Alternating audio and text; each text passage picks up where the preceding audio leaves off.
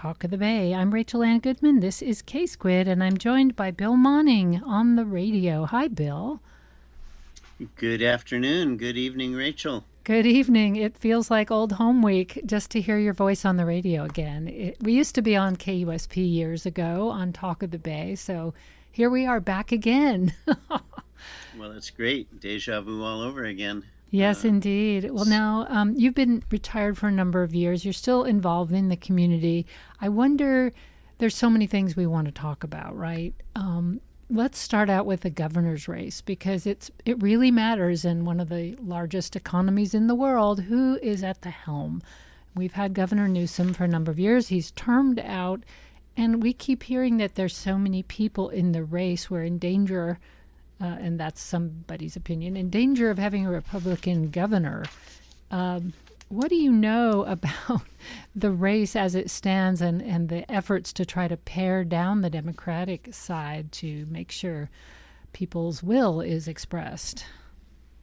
Yeah, well, I think it's a real dilemma facing voters in the state of California, which is a solid Democratic majority reflected in both the Senate and the Assembly and the governor's office. And yet, it's important, I think, for listeners to be reminded, voters moved us to a top two runoff a number of years ago, getting rid of party primaries. Political parties used to make their own internal decision. You had to be registered in that party to vote in a primary. And then the winners in those primaries faced off in the general election. With the change of top two runoff, there are no longer party primaries, so the top two vote getters in the June primary are guaranteed a runoff in the November election. If it's a Democrat and a Republican, given registration numbers, a Democrat is likely to win.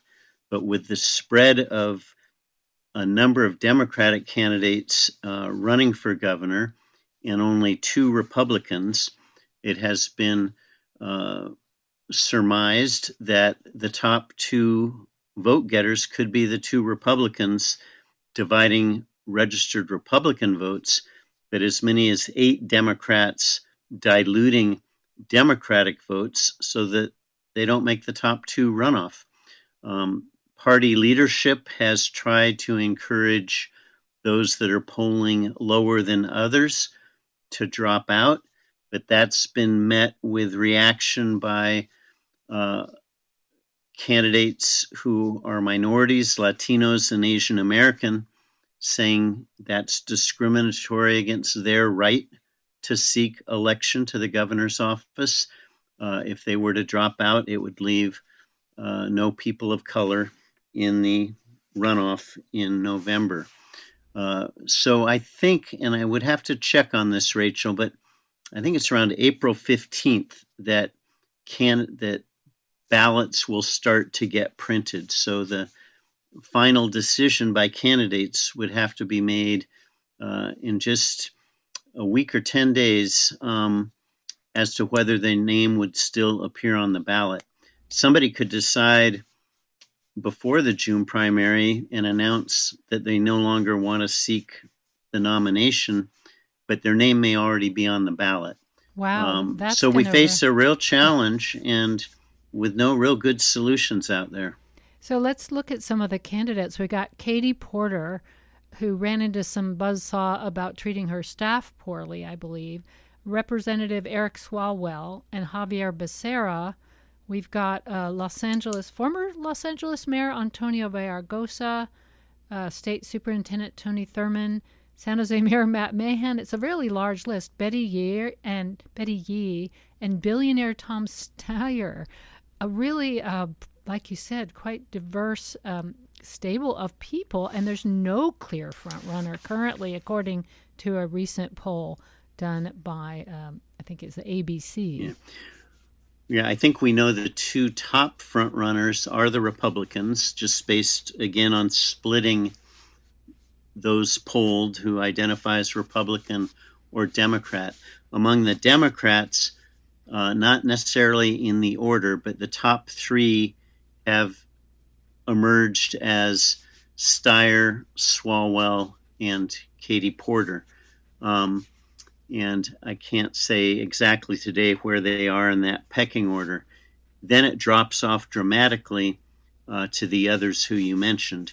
Several of those others, including Javier Becerra, Antonio Villaraigosa, Betty Yee, they've held elected office in California. They've held statewide office. Betty Yee held treasurer's office and controller. Javier Becerra, attorney general. Antonio Villaraigosa served as the Speaker of the California State Assembly and mayor in Los Angeles, but none of them are polling above 5%. So the question does become, will people focus on those top three based on the polling? And will it be one of those top three who emerge to run off against a Republican? Or is there any formula where two Democrats could still end up in a runoff? I think that's highly unlikely. Wow. And who are the Republicans we could get elected, stuck with? Sorry. Yeah. I mean, Well, you mentioned that we are a Democratic state, so that would be a really shocking thing to have happen. it certainly would. So the Republicans include a county sheriff in San Bernardino who was just stopped by the California Supreme Court um, from doing his own initiated recount of 2024 ballots, arguing election fraud. That case went to the California Supreme Court, um, and he's been stopped from continuing that. No criminal charges were filed, um, but it brought him some attention. And he's he's in the running. County sheriff, self-professed MAGA. The other is that State? the sheriff is Chad Bianco, and the other one who Trump just endorsed yesterday or the day before is Steve Hilton. And with Trump support, some people wonder if that will help consolidate Republicans around him or not. Or the opposite, given how fractured Yeah. that world is right now. Well, that's going to be interesting to see. And thanks for laying out for us kind of what the landscape looks like and what the stakes are. But anybody who thinks that the governor of the state is an important position might want to start focusing in on who you're going to vote for, because it sounds like we need to get behind, one of them anyway, to see what we can do as voters. Yeah, and Yeah. certainly, just a final comment, nobody on the Democratic side has emerged as a front runner, and there's just not a lot of buzz. One of the candidates, the billionaire Tom Steyer, has been all over broadcast TV and cable TV with regular TV commercials. Certainly, that helps with his name recognition. But then the other top two Democrats have both faced certain challenges in their own campaigns. So it will be interesting to see, but I would agree with you, Rachel. Every Californian needs to step up, get educated, and vote. This could be a very, very important election for our state. Our state has been one of the loudest, and our governor has been one of the loudest critics of the Trump administration and the biggest defenders. You can argue about, whether you think he's been a great governor, but as far as being loud and trolling the president, he's been as loud as any governor in the whole country has been, and protecting California from various attacks that are very much politically motivated from the Trump administration. Yeah, and I think that's right. And I think under Governor Newsom, attorney generals, including Kamala Harris and then Javier Becerra and now Rob Bonta, have continued to represent our interests in the federal courts, attacking and challenging edicts by executive order from the current occupant of the White House. And we've won some of those cases. They've been some important victories to protect benefits for poor and dispossessed Californians, as well as other basic benefits to fire victims and others. So we're talking about real consequences for virtually all Californians. Absolutely. Well, it's hard to know what to pick next, but I do want to just check in with you as someone who's served in public office for a number of years, watching, the devolution of the rule of law in our country and how judges seem to be the one backstop. You also have a legal degree, so you're probably watching it also from the perspective as someone who's been in legal practice. So just wanted to get your just your take on what you're watching, what you're thinking as the daily news rolls by us and things far away seem to affect us. Well, we're all affected by what's happening at the national level. And as you point out, the courts are kind of our only backstop. And in some ways, the Trump administration and the MAGA movement have captured all three branches of government, the legislative branch, the executive branch, and the U.S. Supreme Court, where Trump has many of his appointees and expects them to embrace and endorse. There's been some high-profile cases where they appeared to break ranks with him, but in a number of others, they've eliminated the right of a district federal court judge to issue injunctive relief that goes beyond that district. That defies hundreds of years of federal court process and jurisdiction. So, in other words, if you find a manufacturer who's putting out carcinogenic chemicals and go into court to try to enjoin their use, knowing that they cause cancer or birth defects, the U.S. Supreme Court has already ruled that a local district court judge can only enjoin a dangerous product within that district, not nationally. Whereas up to this point, before that U.S. Supreme Court ruling, a federal district court could issue injunctive relief to protect all Americans in all 50 states and districts. So I think our last best chance to restore the rule of law and protect our democracy will be in the interim election this year. Every House seat will be up for election, and the prospect of retaking the House of Representatives and at least removing the rubber stamp that Trump has enjoyed from the House and the Senate. That seems to be the clearest next best step and opportunity, but already we've seen enormous interference in trying to restrict people's right to vote, trying to gerrymander House seats in Texas and beyond.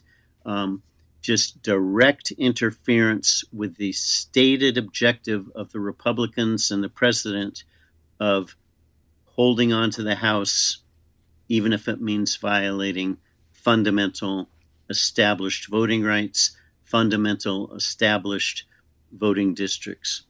Now, Bill Monning, this is not happening without a pretty large public outcry. We've seen numerous protests around the country where 8 million people came out to the last No Kings protest.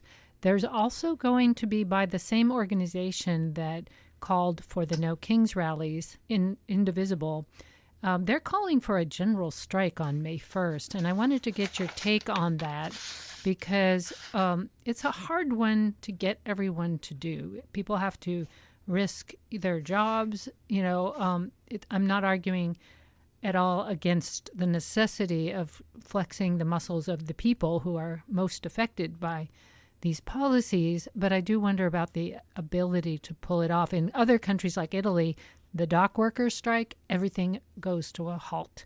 But we don't have that kind of union strength. And as someone who's been involved in unions yourself, I was curious if you think if the bigger unions are going to go out, whether that will, show the strength of this kind of an action. I think your question is well framed, and I think simply the call for a general strike elevates the conversation nationally. The risk we run, perhaps, is if there appears to be low participation of workers leaving their jobs, then perhaps Trump and his cronies declare that it's a failure. That said, I think there'll still be enormous turnout of residents around the country. There will be union support in many quarters, and the numbers continue to be unprecedented in the No Kings rallies. I think you quoted over 8 million people at the last one. And selecting May Day, International Workers' Day, is an opportunity to illustrate particularly how working people are being hurt in the current economy, in the war economy, the cost of oil, the cost of food, the basic costs of living. Working people, frontline workers, are among the most affected. On that day, each worker has to decide, do they face the potential of being fired if they don't show up for work? They're going to have to make a decision based on what's best for them and their family. That said, I think there will still be millions of people, and the historical significance of International Workers' Day kind of had its origins in modern times. 1886, a large labor strike in Chicago was followed by the so-called Haymarket Affair, but armed guards shot down and killed strikers at the Cornell Reaper factory in Chicago. That was followed the next day by a huge protest rally, the Haymarket Rally, where anarchists threw a bomb that killed 7 police. 8 anarchists were charged, 4 were hanged. But that day became embedded in 1889 in the Paris International, the Second International, and then throughout Europe, throughout the former Soviet Union, throughout much of Latin America. May Day is International Workers' Day. It's never been so strongly observed in the United States. We have Labor Day, that's kind of a substitute for honoring workers and workforce. But I think the May Day connection is a more militant one that will embolden working people in this country to join arms with brothers and sisters in the military, across union lines, across unrepresented workforce lines, to stand up and realize that the power ultimately does lie with working people in this country, and how we are going to craft a future that restores the rule of law, a living wage, and basic decency and working conditions at the workplace. We really are kind of at this crux moment, aren't we? Because the income inequality is so large, and with the big, beautiful bill, it's just gotten huge, much bigger. The deficit's gotten bigger. Everything has become in sharp relief, where gasoline prices and food prices going up has not helped anyone. The people who voted for Donald Trump, especially because of his promise to fix the economy, I alone can fix it. It's fixed all right in the opposite direction. So this kind of an action seems to be aimed at getting people to realize that billionaires and the big corporations and the oil companies and other powerful interests are not on our side. They are not on the side of people who go to work every day. And as you mentioned, the wealth disparity has never been as great as it is now. How any family can live on minimum wage in central coast of the state of California, pretty much anywhere in the state of California or anywhere else in the country, a minimum wage today is not a living wage. And in Sacramento, we've raised minimum wage over the years. Fast food workers and healthcare workers now have a minimum wage of $15 or $20, but it still doesn't keep pace with the rate of inflation and basic daily costs of gasoline, housing, rent, etc. While the billionaire and the multimillionaire class is spending ever more excessively on luxury homes, luxury vehicles, luxury aircraft, and the disparities are just astonishing. So, focusing on Monterey County for a moment, in the village of Carmel, the city, the incorporated part of Carmel, it's estimated that as many as 60% of the homes are unoccupied. Wow. Much of the year. So they're second, third homes for people from Texas, from Silicon Valley, from other parts of the country or the world, and they're not up for rent. There's no short-term rentals in Carmel. There is a minimum 30-day rental, but these multimillionaires, they don't need to rent their homes. They're just there for them when they decide to spend a weekend here. On the other side of the coin, you have workforce commuting to the Monterey Peninsula from Watsonville, Salinas, Marina, Seaside every day. Highway 1 is plugged in the morning, it's plugged in the afternoon, and you add to that increased tourism. And so traffic is a huge challenge right now, and that also affects public safety, first responders. There's gridlock on Highway 1, there's gridlock into the communities, and there's no relief in sight.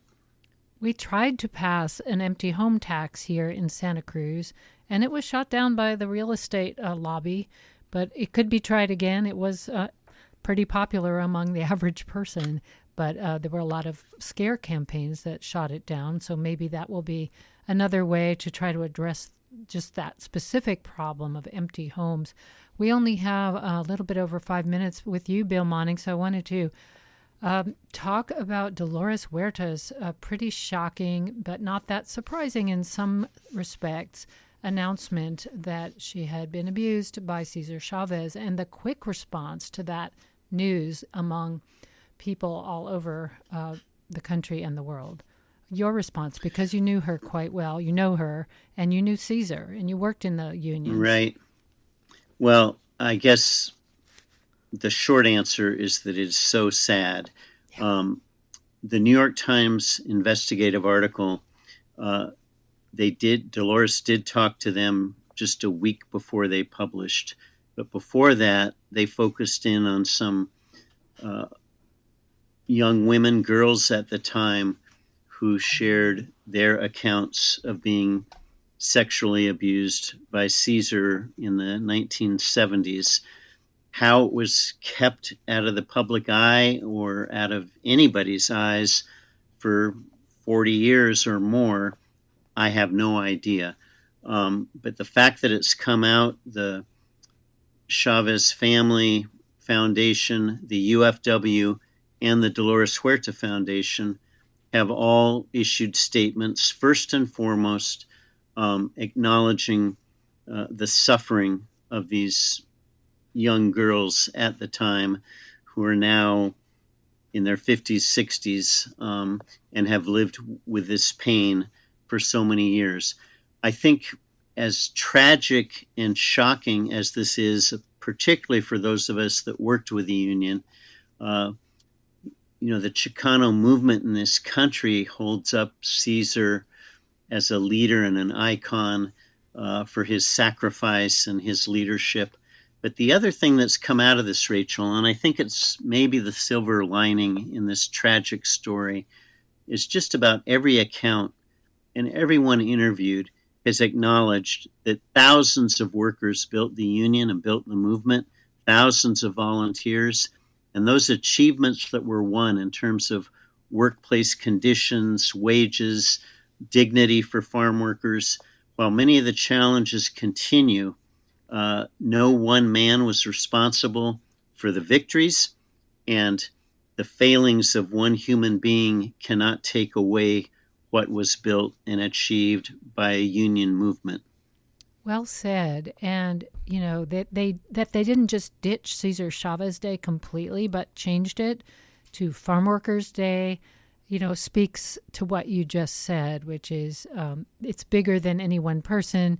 And it wasn't just Latinos, it was Filipinos who started the movement and continue to fight for farm workers' rights. So But it does, in contrast to the incredible mishandling of the Epstein files and the hiding of the president's role, potential role in it, it's a huge contrast because on the one hand, the left immediately removes all mention of Cesar Chavez, which seemed appropriate.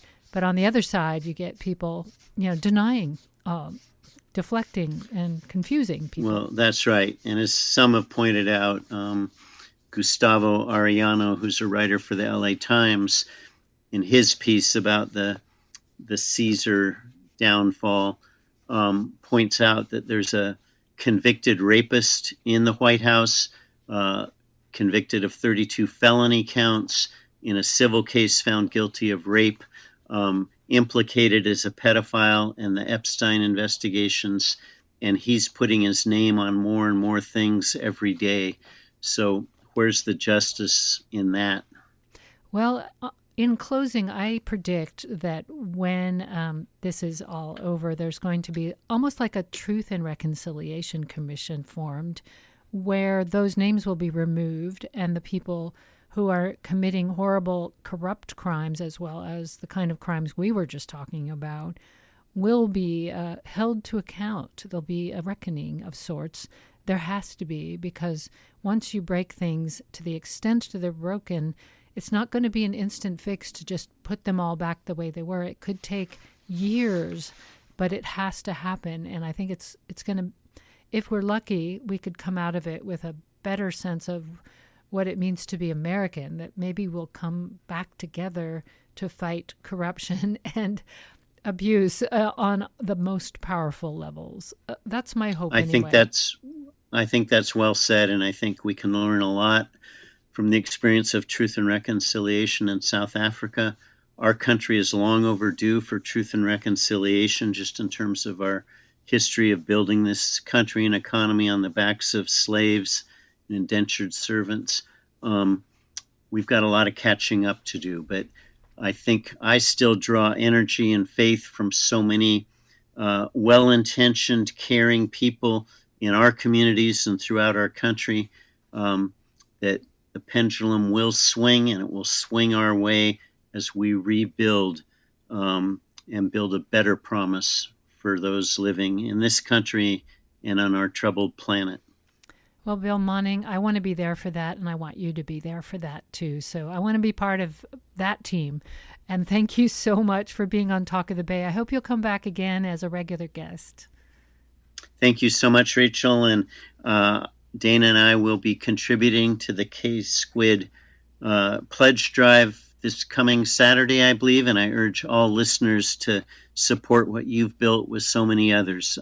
Bravo, and let's keep it going. Thank you so much, and you have a good evening. Thank you, Rachel. All Bye. right, bye-bye. Former Senator Bill Monning joining us here on Talk of the Bay. And it's time for First Person Singular. Right after that, it'll be time for Ask Dr. Don. This is KSQD Santa Cruz, KSQT Prunedale. I'm Rachel Ann Goodman. Thanks for listening, and keep supporting K-Squid.